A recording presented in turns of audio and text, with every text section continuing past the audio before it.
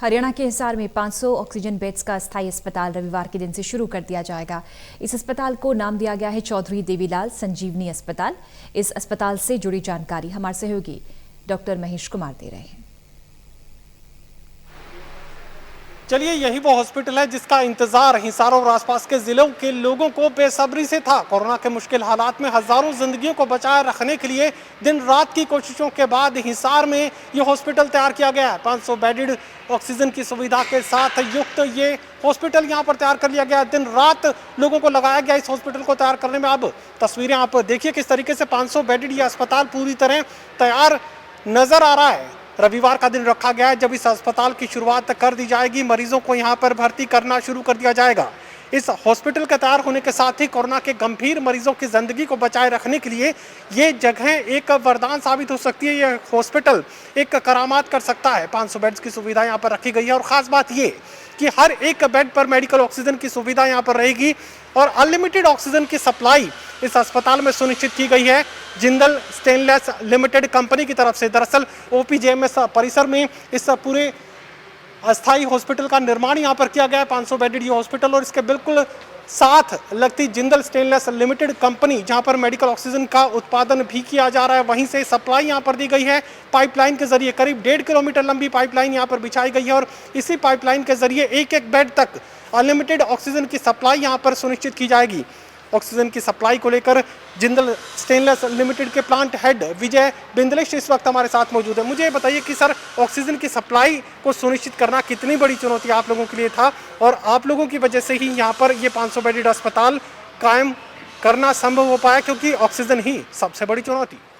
ये ऑक्सीजन की सप्लाई को सुनिश्चित करने के लिए हमें ये जरूरी था कि हम प्लांट से सीधी पाइपलाइन यहाँ तक लेके आए हॉस्पिटल तक।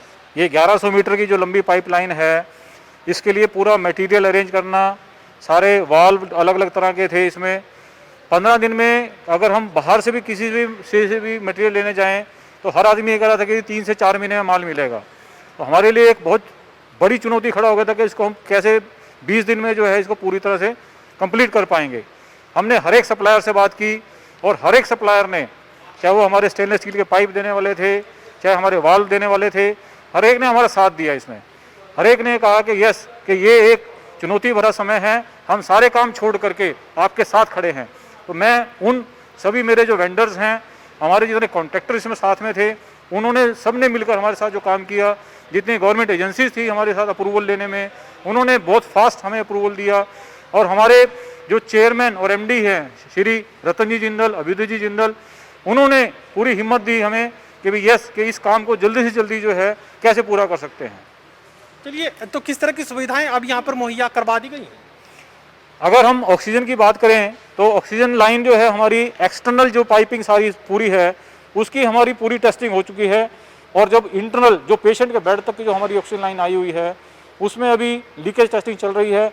मुझे उम्मीद है कि अगले 1-2 दिन में ये कार्य खत्म हो जाएगा। चलिए, 500 बेडेड ऑक्सीजन की सुविधा के साथ इस अस्पताल को रविवार के दिन से शुरुआत इसकी कर दी जाएगी। जो पाइपलाइन यहाँ पर ऑक्सीजन को लेकर बिछाई गई है, उसकी टेस्टिंग की जा चुकी है। इंटरनल टेस्टिंग, यानी जो बेड्स तक जो छोटी लाइनें अंदर ऑक्सीजन की सप्लाई सुनिश्चित करेंगी, उनकी टेस्टिंग लीकेज को लेकर इस वक्त तक की जा रही है।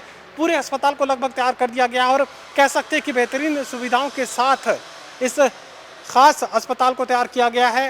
हरियाणा की सरकार ने चुनिंदा वक्त में इस अस्पताल को तैयार करने का काम किया और जिंदल स्टेनलेस लिमिटेड कंपनी की तरफ से मेडिकल ऑक्सीजन की सप्लाई यहाँ सुनिश्चित कर हजारों लोगों की जिंदगी को बचाए रखने की जिम्मेदारी निभाई गई है। सहयोगी कमल के साथ doctor Mahesh Kumar, total news Hisar.